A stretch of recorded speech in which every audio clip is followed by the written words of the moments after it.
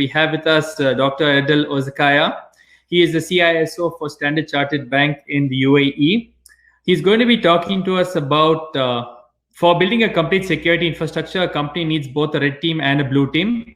On behalf of Rocheston and the Reinvent team, I would like to welcome you to the conference, Dr. Erdal. You can go ahead and get your screen share set up while I tell the audience a little bit about you. So a little bit about Erdal. Dr. Erdal is a technically sophisticated executive leader with a solid education and strong business acumen. Over the course of his progressive career, he has developed a keen aptitude for facilitating integration of standard operating procedures that ensures optimal functionality of all technical functions and systems. Being a proactive communicator, trusted partner, and skilled analyst, he is highly adept at building dynamic teams that work together to expedite operational goals, priorities, and objectives. As a result, he is poised to conduct reviews and investigations with prompt efficiency and provide thorough and informative reports to both internal and external stakeholders. He is passionate about reaching out to communities, creating cyber-aware campaigns, leveraging new and innovative approaches and technologies to holistically address the information security and privacy needs for every person and organization in the world. Dr. Erdal has authored many cybersecurity books as well as security certification courseware and exams for different vendors. That's an impressive resume, Dr. Erdal. With that, I hand the stage over to you. Thank you very much. Can you see my screen? Yes, I can see your screen. Perfect. Thank you again for the introduction. Okay, let's talk about a very important aspect. Like, I'm pretty sure most of you heard a lot about red teaming, blue teaming. What is it? What is it not? Do you really need it? Any other colors there? How can those teams help me, for example, as CISO or any organization as CISO? Today, we are going to touch into those points. Again, you had the introduction. You know who I am by now, what I do. Thank you very much. This is it for the people, they want to be in touch with me. If you have Twitter, LinkedIn, blog, Instagram, or YouTube, you can find me everywhere.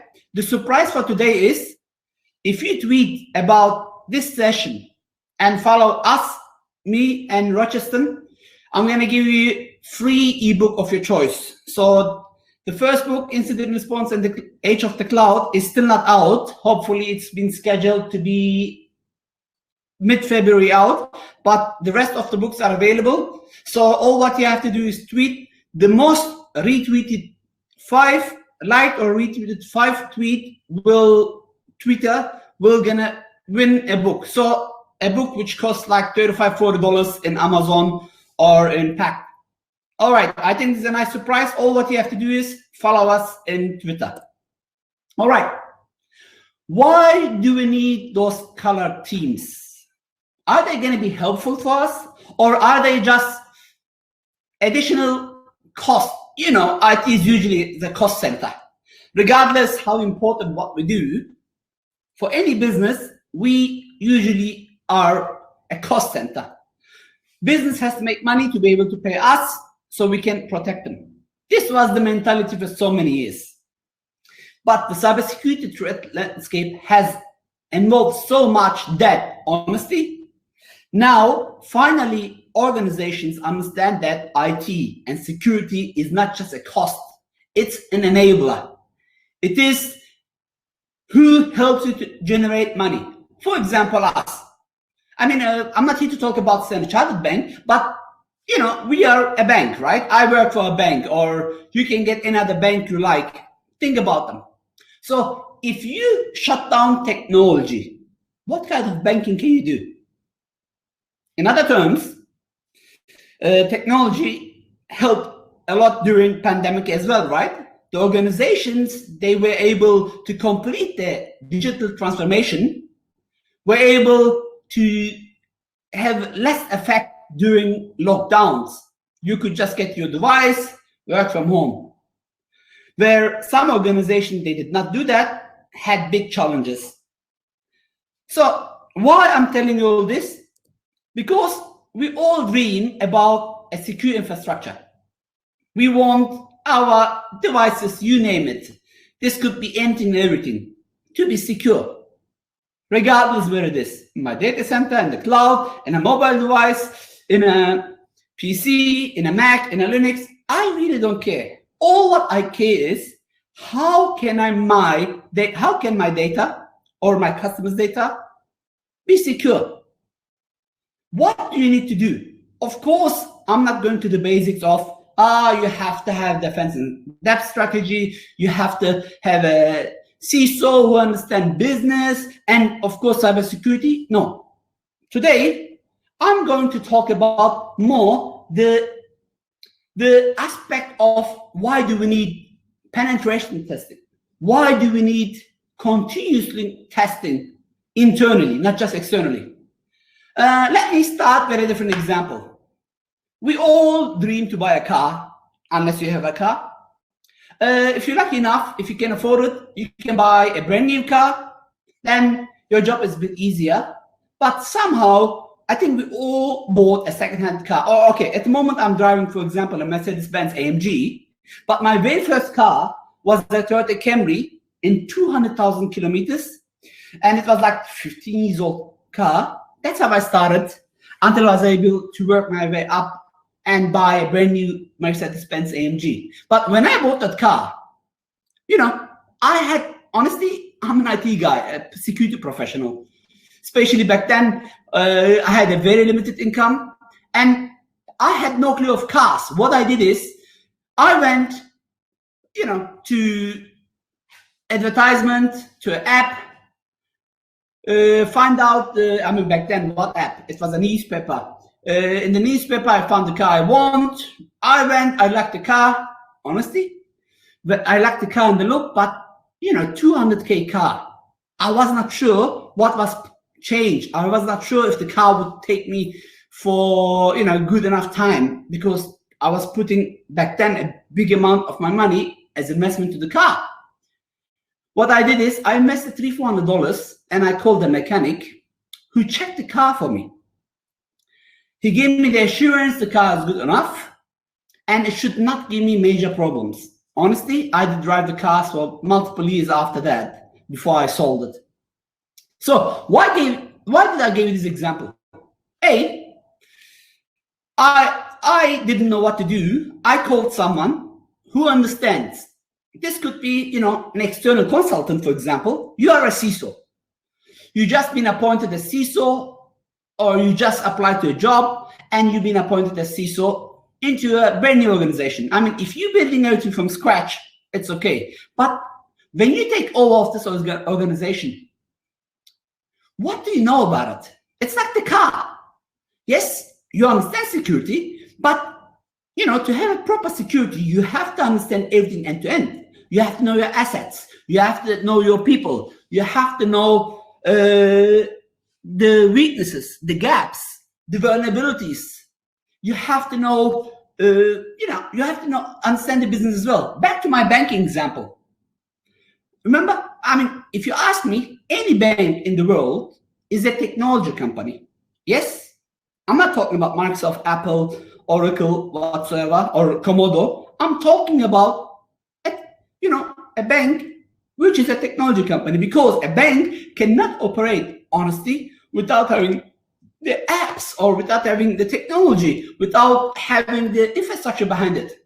So what I did is, what I would suggest you do is build teams that help you ongoingly tells what's happening. Like the car example I gave.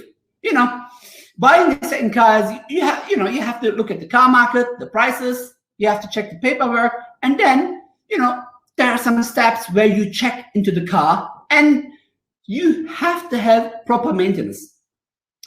Regardless if you buy a brand new car or a second-hand car, you should take it to a mechanic, which they check it for you all the time. And most of the cars these days, when you buy a new car, they come with warranty, but the warranty is only applicable if you take it to their scheduled service center. So a car, let's say, a car starts from $2,000. A brand new car starts from $15,000. Depends on where you are. It can cost up to millions, of course.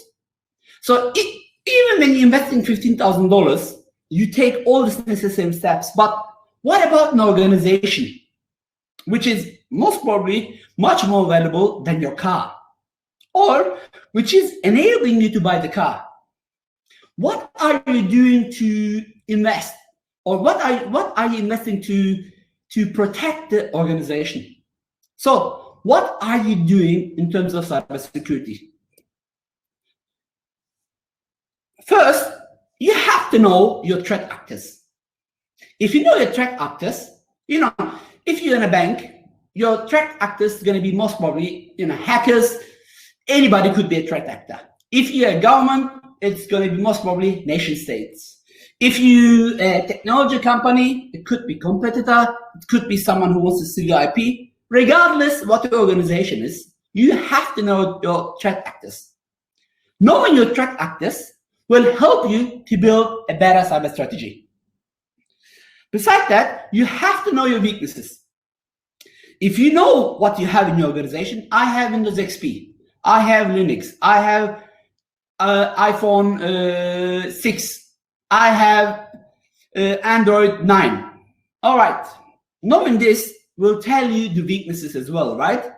Are you up-to-date patched? Do you know the weaknesses? Do you know what kinds of vulnerabilities you have? Do you know if your end users are cyber aware?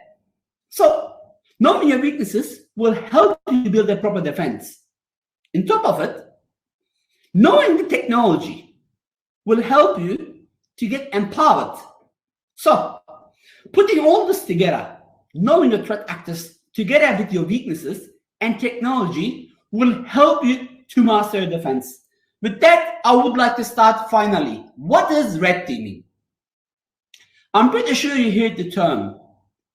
Red teaming is a full scope, multi-layered attack simulation, which is designed to measure how well the company's systems are. This includes networks, applications, of course, physical security, controls. And what they do is all the time, ongoing, like a hacker. It's like internal penetration testing, which a team aims to find gaps in your organization. The difference between hacker and red teamers, the red teamers usually at the end will report this to their management, to CISO, the aim is to tell the weaknesses before the hackers gets in, like the mechanics who checks the car for you to ensure that the car can take you in winter without any issues. What are their scope? As I said, red team, you will usually expose vulnerabilities and risk regarding 3 different areas. One is technology. This includes everything from your network to your application. This includes your routers, switches, appliances, you name it. People.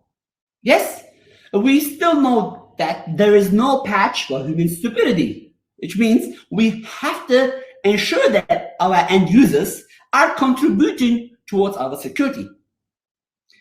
Besides that, you saw your third parties. They are still a big attack factor. Why did I say you saw? Remember the Sunburst Attack, which happened just a couple of weeks ago? What the nation-state attackers did is they had a vulnerability in a commonly used application, and they passed their viruses through this third-party application, which was installed in the world's big security firms and networks. Doesn't matter who you are, if you cannot protect your third parties, you're in danger. This includes your contractors, the departments, and besides that, physically. Physically, we have a saying in cybersecurity: if the hacker can touch your device, the hacker owns your device. There's going to be always a way to penetrate through. So how secure is your offices, warehouses? Because you have most probably a printer, documents, and sensitive information somewhere in the office. So the red teaming is there to give you offensive security. They are opposite to blue team, which we're going to talk shortly about it. And of course, they evade protection and detection capabilities.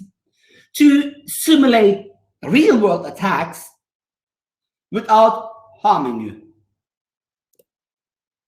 They will help you, red team will help you on not just finding holes in your defense, but continuously to give the analogy and, of course, a playbook to improve defense in the future. As CISO, this is one of your most important tasks. Like your car, a driver would know. You have to check the heat of the engine. You have to check your speed if you're not going to get fired. You have to see if if everything in your dashboard is okay to drive. If you get signs which says check your engine oil or you're running out of fuel, if you ignore it, probably you're going to be out of your engine or out of your fuel. Common red team strategies could be external threat strategies. These are usually, red teamers, they work from an external location as well. They basically try to simulate the attack from an external site. Like an attacker, right? They are usually an external site. Then they have also some internal testing strategies. Can you imagine a contractor coming in and doing some bad activities? Or think about Edward Snowden. I mean, I'm not saying he did something bad or good. It all depends, but he was a contractor working for an agency who took information out and shared with the public. Then there is also, you have to also know your internal testing as well. Then your blind testing strategy. This basically, the application team is developing a brand new application. That's the only thing which you know, or you find out through your red team strategies, and you blindly try to gain access to it. Or a targeted testing strategy. A targeted testing strategy is, let's say you just moved to a cloud infrastructure and you want to ensure that the cloud team did everything correctly. If you want to learn more about this, I wrote a huge book about that.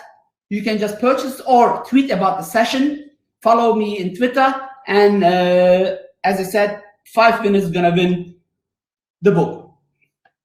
So keep in mind, the best offense, in my opinion, is usually a good defense. So what is then blue team? Let's talk a little bit about blue team. Blue team is like a red team that also has access to your network, who is responsible to the only difference is while the red team is doing these activities, blue teams are there to assess the network security, identify any possible vulnerability, and stop the red teams. Because remember, red team is there, yes, but red team's aim is to gain access to your sensitive data, not destroy it, and then say, hey, you know what? This is what it is. You have a weakness. And as blue team, you have to show you don't have any weaknesses. In summary, blue teams are there to find ways to defend and change or regroup defense mechanism to give you much stronger incident response. Their scope is usually defense and security, which is opposite to red team, right? Their scope is to protect your organization. The blue team, the good blue team will have proper threat hunting or intelligence. They know how to do malware analysis, digital forensics. They know they have full access to audits, to logs, to risk intelligence data, to digital footprint analysis, to basically defense like any other defender. Blue team is there to help you to employ adversarial empathy. It's like thinking deeply like an enemy, which usually only comes from an attack experience. In my opinion, a blue teamer, the best blue teamer is an ex-red teamer. Because the red teamer knows how to attack. It's like, think about playing football, soccer. The scorer player usually they practice all the time to find a weakness to score a goal. This applies in basketball and most of the other sports as well. So blue teaming has two strategies. One, defense in depth, which is basically a layered security. All what you have to do is you want to ensure that anybody who wants to come into your network, when I say anybody unauthorized. This could be red team, this could be purple team, this could be hackers. You have to make their job harder to reach any data. For that, you're going to implement multiple layers of security, and you're going to ensure it works perfectly fine. The second strategy which I can use is defense in breadth.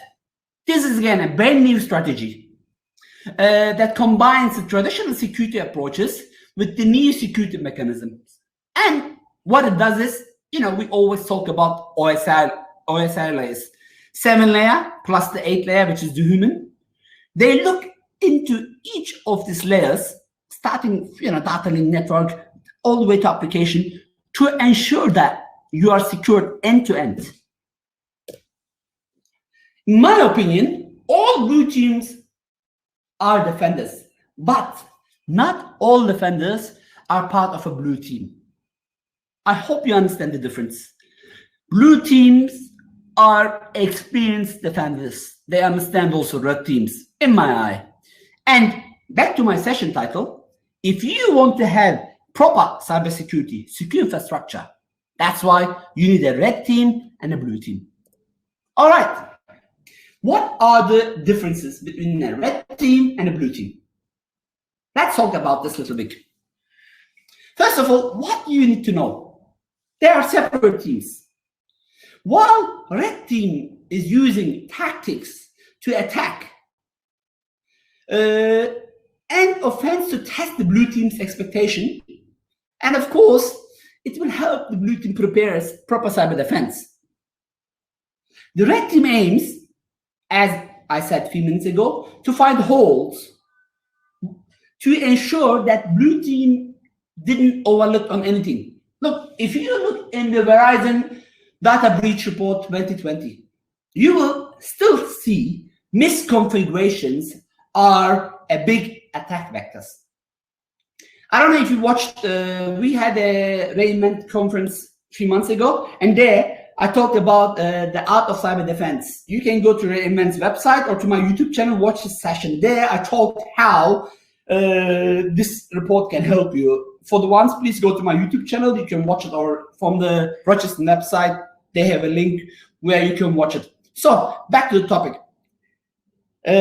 Blue teams, based on the report, there is misconfiguration attacks still high. So if you have a proper red team who finds those misconfigurations, then you can patch them before the hackers find them.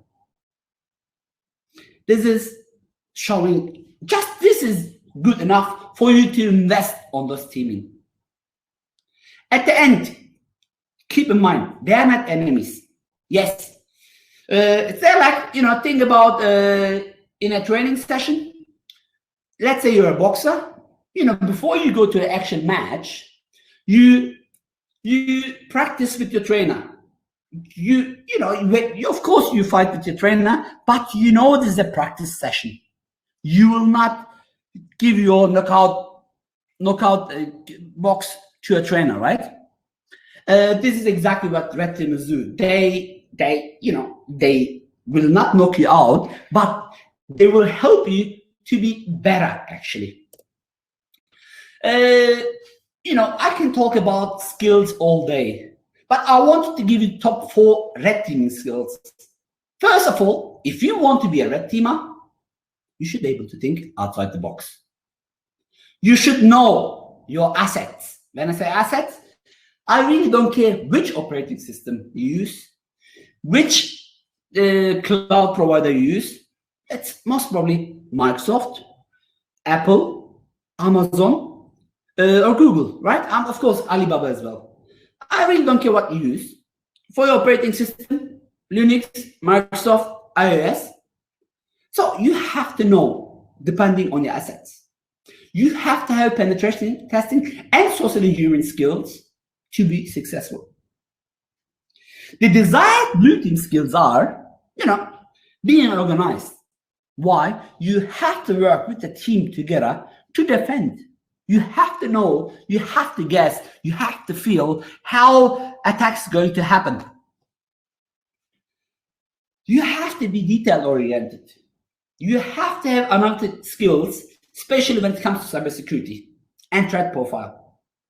You have to know fastly under stress how you can develop hardening techniques. And of course, you have to know how you can detect. If you want more, again, we can talk more and more about the details, but in my opinion, those are the top 4 or 5 skills that you need. All right. What are the problems between those two teams? Not currently in my role, but previously I used to work at Microsoft as cybersecurity architect, trusted security advisor, or chief security advisor. And I used to go to organizations, oversee security, do gap analysis, cybersecurity risk reviews, and it came to my attention a lot that the red teamers most of the time thinks itself too allied. You know what? The blue team, we hacked them. Or the red team is usually pulled inside the organization and becomes nurtured, restricted, and demoralized. So yes, you're a red teamer, but you have to get permission to use the penetration testing. All right, I understand. You should not run illegal, you should not, for example, sniffing. A red teamer should have sniffing, you should know how to do sniffing. And of course, for example, if you're working for a bank, you should not sniff data because there is lots of confidential information.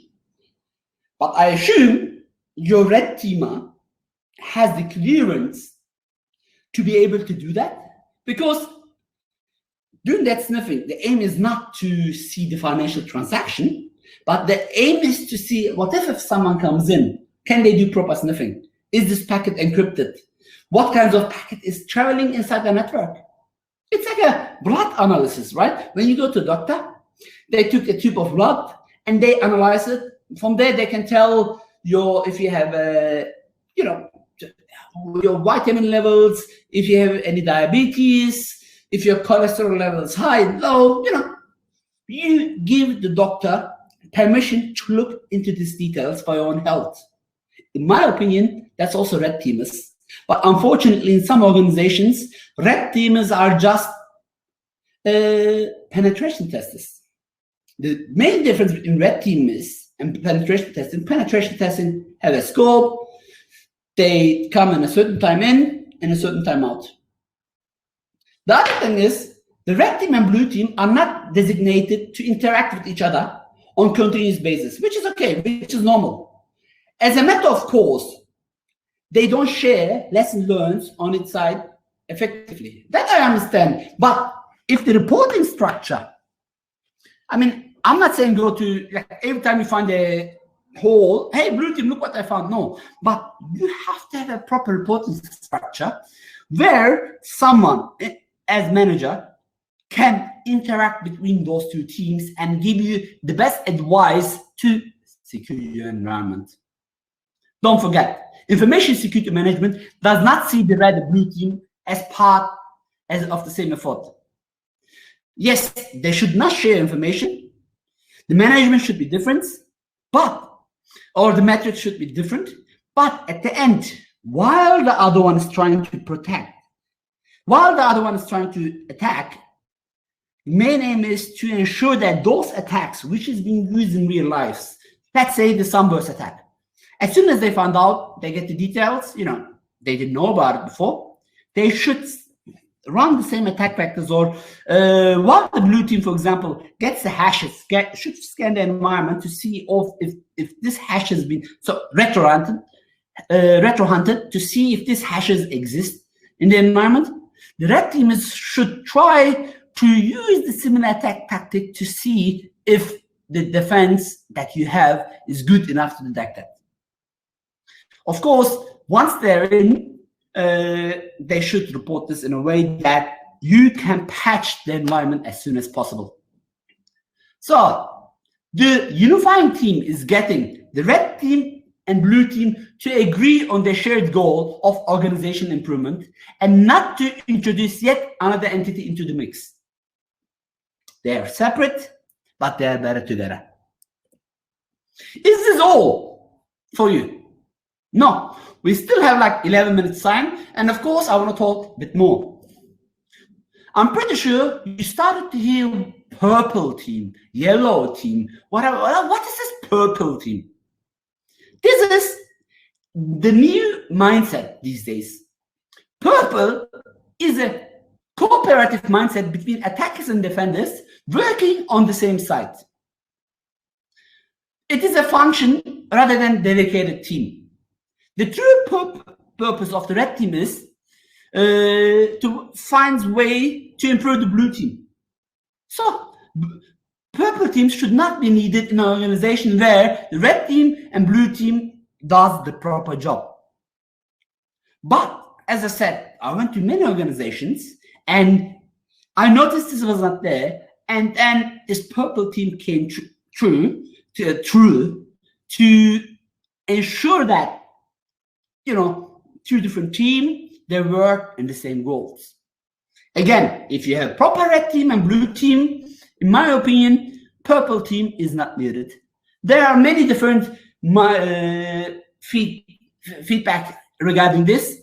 So I'm going to leave it up to you, up to your organization, up to your budget to see if you really need purple team, blue team, or red team. But as long as you have a team, you have teams which helps you to be better, then I don't care about the color. So, in summary, red team is offensive, is opposed to blue team. It's await protection and detection capabilities. It will try to do what hackers do: compromise credentials, damage memories, do unharmed DDoS attacks, laterally accurate systems, where the blue team will do the opposite to the red team. They're going to try to stop you, protect the systems, hunt your tactics.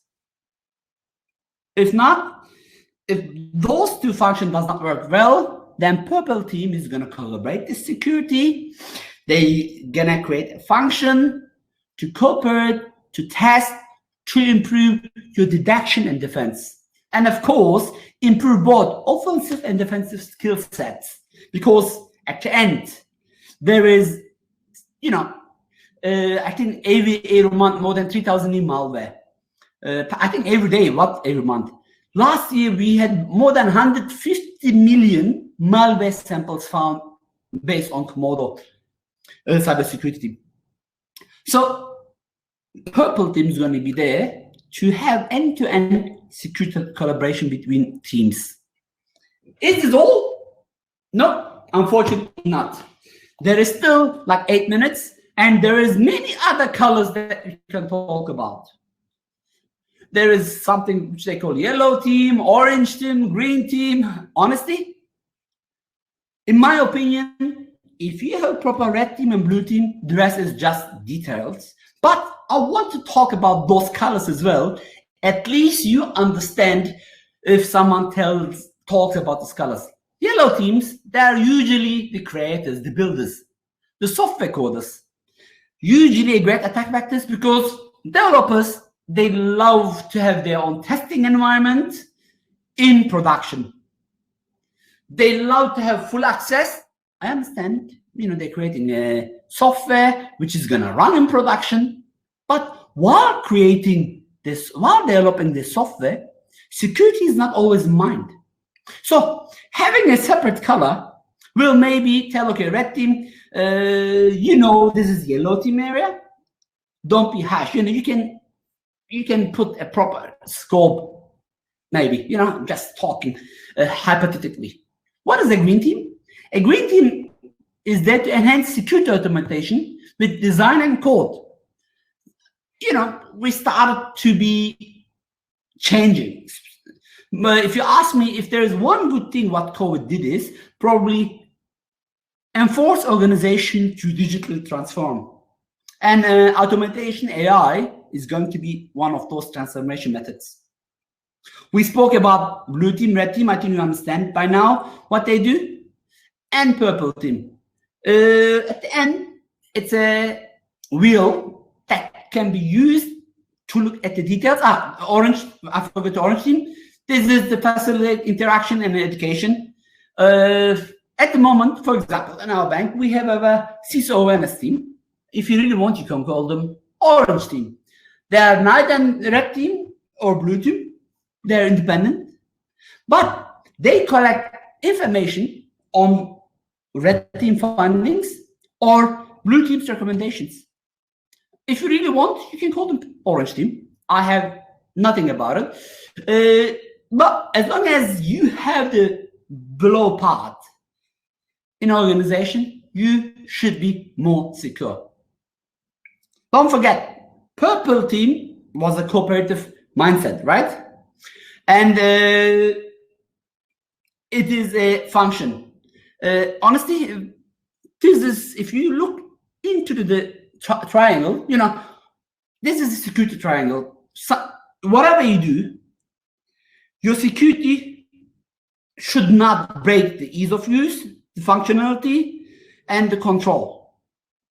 So you have to have something secure, but also easy enough for an end user to use and functional to developers not to find ways to bypass the security, which is another issue I found in lots of organizations.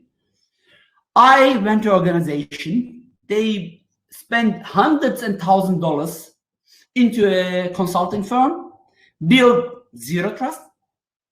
Right. They have a proper zero trust environment. Then I noticed they have another server which bypasses zero trust environment, which they put it as a trusted zone, which is not really secured as much as the zero trust environment, because let's say one of the application is not working. So instead having proper security policy there, they find a way to bypass the security, which really breaks the security triangle. So the pyramid should help you to build, attack, and defend. And we call this the bad pyramid. Blue, remember, is to defend. Red is the attack. Purple is to collaborate. Where orange will help you to build changes based on the attacker knowledge, training, education. Green, build changes based on defender knowledge. In summary, I'm in the last 3 minutes. 10-2. I'm pretty sure if you watched ever my sessions, you know I talk about this guy a lot, and I highly recommend you to download, to buy the book, download the book as an ebook. Says, if you know yourself, but not the enemy, then for every victory you gain, you will also suffer. You will also suffer a defeat. If you know neither the enemy or yourself, you will succumb in every battle. If you know the enemy and yourself, you need not to fear the result of any battles. Because at the end, you know yourself, you know the weakness of the enemy, you know where you're going to attack, and as a result, you're going to have proper cybersecurity. I highly recommend. I don't care what color you call yourself. As long as you think like a hacker, you should be able to build a proper cyber defense system. One career advice for the people that want to get on cybersecurity. Keeping an eye at cybersecurity landscape will help you to be perfect red teamer. Knowing yourself will enable you to shine as a blue teamer. I talk about this a lot in my book called Cybersecurity: The Beginner's Guide. Feel free to buy it, or all what you have to do is tweet, follow me and Rocheston, tweet about the session. The most 5 tweets, they get the live, and retweets, it's gonna get 5 ebooks of the choice. These are the way for us to stay in touch, to keep in touch. And I would like to thank you for Rocheston to organizing this beautiful conference. And of course, thank you for each and all of you to listening. I hope you enjoyed the session, and I'm really looking forward to see you in the next conference. Do you have any questions? Hi, Erdal. That was an amazing session. I think everyone loved it. We do have a couple of questions. The first one would be is there a need for a red team and a blue team for a small IT company with 15 to 20 employees, or is a penetration tester enough? All right. In my opinion, red, maybe you will, here we go. This is purple team can be really good here. You might have not 2 separate teams, regardless how small your organization is. You need someone to always, which is like, in my opinion, a CISO should not report to CIO. Why? Because CIO is responsible of technology, and CIO will work with business to ensure that the technology is being developed. If the CISO reports to the CIO, this could create some issues. Like, hey, there is a vulnerability, we need to patch. Yeah, but this is important. Let's accept the risk. Back to the question. Penetration testing will be also, that's my timer, saying 40 minutes is over. Penetration testing is probably also needed to test, to see your red team's capabilities. I think they should not be mixed. And yes, I believe having at least a purple team for any organization, if they can afford it, is a must. If not, they can use outsourced services, of course.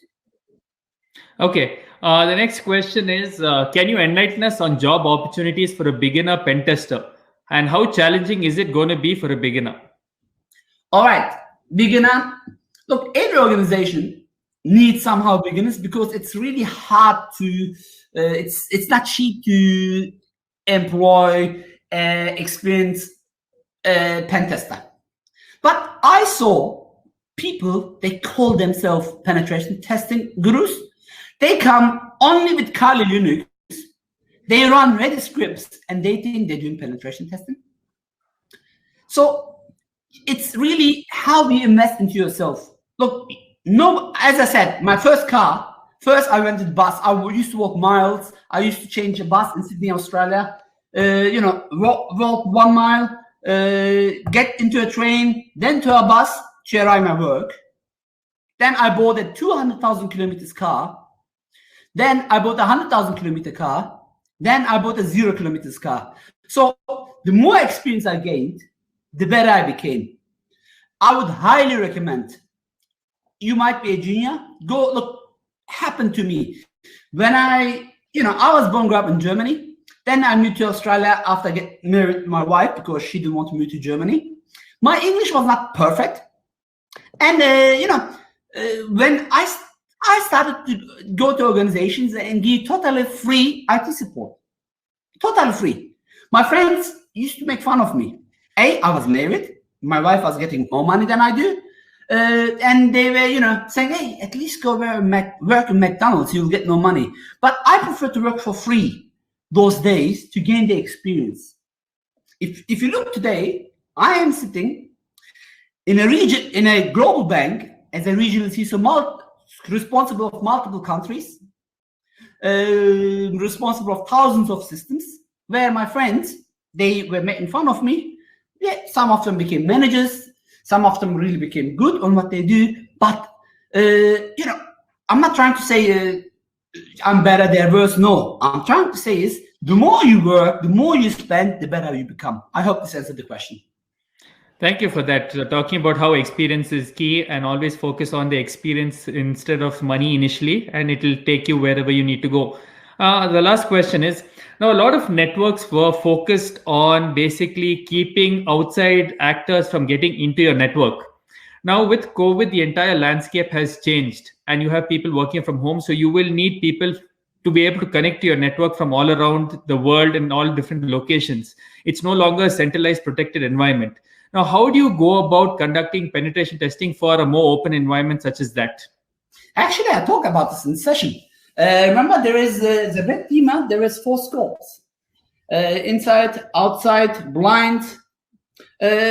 Honestly, in my opinion, look, yes, for example, I had to go to my regional office, swipe my security card, go into the building, swipe the security card, go to my level, swipe the security card, go to my floor, turn on my computer, and connect to my corporate network. At the moment, I'm working from home. I don't have to swipe too many cards, but as soon as I log into my system, excuse me, as soon as I log into my system, no problem, I use username password with MFA. Then I have VPN, which enables corporate VPN, which enables me to connect to my corporate network, which I require a different set of multi-factor authentication. And then I am in my corporate network. So the VPN is there to protect end-to-end. Yes, I'm fully aware there's lots of VPN attacks and this and that. But in my opinion, there is really not too much difference if you set up your boundaries well. For example, zero trust. If you never trust, always verify, doesn't matter where you are. I mean, look, I used to travel a lot. I used to connect from multiple hotels. I used to because of COVID, all travel stopped. Honestly, it really does not make difference if you take care of yourself. It's like COVID. I mean, if you watch any of my conference, I keep repeating this. Wear your mask. Keep your social distance. Use hand sanitizers. Try to care about others as well as yourself. Will make you COVID safe. Same thing applies to cybersecurity. Okay, thank you for that answer, Erdal. I think we are out of time, so I'm going to have to bring in our next speaker. On behalf of Rocheston and the Reinvent team, thank you so much for participating in this conference. We always look forward to hearing your thoughts, and we're also always excited to have you on board for our next conference as well. Any questions, you can continue interacting with the audience on the event stage in the chat box. And everyone, please do reach out to Erdal. He's given you his contact details on LinkedIn, Instagram, Twitter. And feel free to reach out to him at any time, and we'll be happy to guide you and mentor you for whatever questions you might have. With that, thank you so much, Erdal. Have a good day. Stay safe. Bye-bye.